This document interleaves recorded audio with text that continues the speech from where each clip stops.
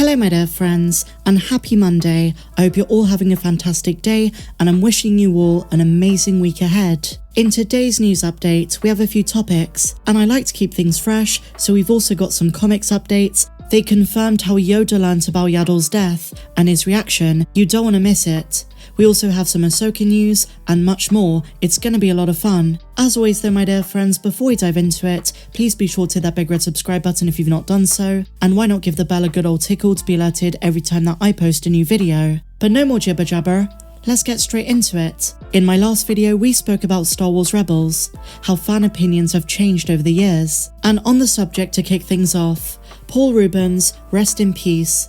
He unfortunately passed away just over a week ago. Now, while he was part of so many people's childhoods as Pee Wee Herman, he's been in so many films across the decades. He was also part of Star Wars for decades as well. He voiced the lesser-known Star Wars droid RX-24 in the Star Tours ride at Disney theme parks since 1985. And did you know, in 2014 he returned as the beloved droid in the episode of Star Wars Rebels, Droids in Distress. And they gave the character a new name, R3X, to differentiate from Captain Rex, because the former droid was known as Rex as well. And so now moving on to Star Wars Ahsoka, Rosario Dawson has once again spoken about the possibility of Season 2. We're just over 2 weeks away until the show drops Season 1, we're all so excited, but with the uncertainty of things going on in Hollywood, we don't know if there's going to be a second season, and if there is, when that's going to be. Well, she's finally addressed this, and she really said, it's down to how the show performs, and it's if fans want it. Fans vote with their viewership, with their wallets, if they subscribe to Disney+, and that's going to determine priorities to do with the Mandoverse. They're probably going to incorporate her into Dave Filoni's film, but I would love to see multiple seasons of the Ahsoka series, provided that's in the cards. Here's what Rosario said. I really hope the fans love it. That means A, we get to do more, and B, we've honoured the legacy of this character and this journey, and I know that's what we intended to do. The same sentiment was echoed previous times, but she's basically saying that is the condition for Season 2.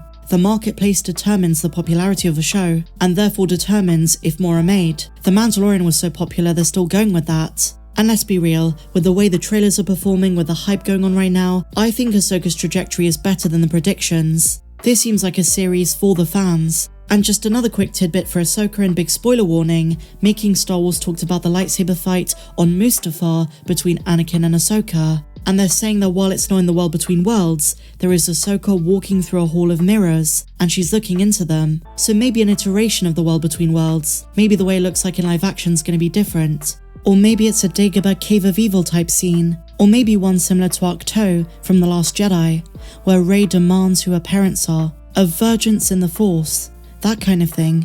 Maybe she's found a Jedi temple, or a planet that possesses that. Maybe it's on Corvus. But as I said the other day, as reported by Bespin Bulletin and Making Star Wars, it doesn't look like there's going to be the World Between Worlds as we saw it in Star Wars Rebels. In either case, I think Dave Filoni's going to do a great job with this. What do you guys think? Let me know down below. And so now, moving on to a big subject of today's video.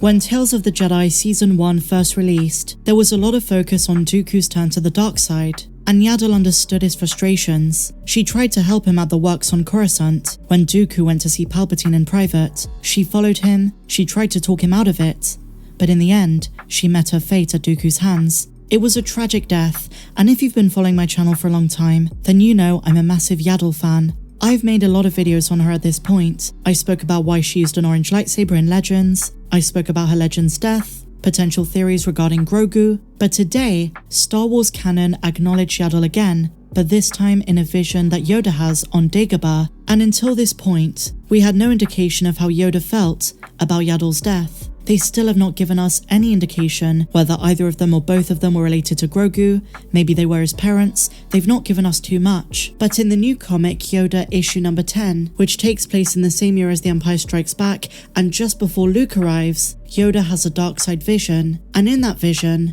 Yoda sees Count Dooku, and all of Yoda's guilt, from Order 66, from what happened to the Jedi Order, comes back to bite him, and it starts with seeing a vision of Anakin. He sees the Death Star, and Yoda can't believe what Anakin's become.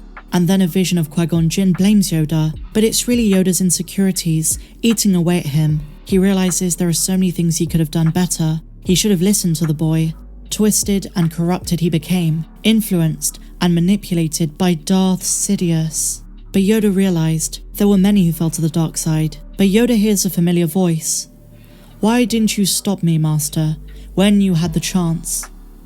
"Dooku? My old apprentice?" Yoda is stunned. "I tried to tell you. Tried to walk away. Even offered you my saber. But still you wouldn't listen. Once a Jedi, always a Jedi." Dooku ignites his red lightsaber. "Couldn't you see what I was doing, Master? All those times I returned to the temple." Dooku vents his frustration. Yoda realizes he should have listened to the warning signs. Yoda falls back. Dooku exclaims, "What I'd become." Yoda falls to the floor. "No!"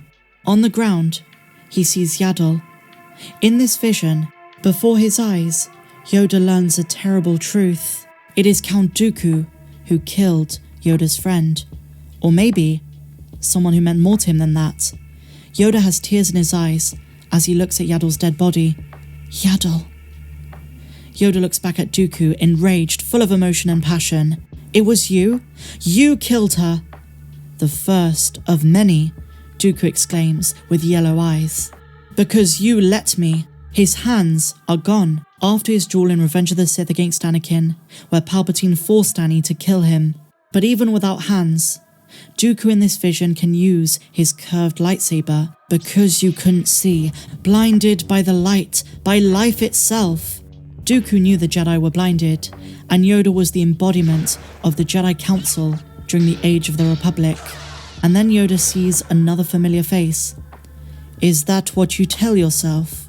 How you sleep at night?" Keeve Trennis?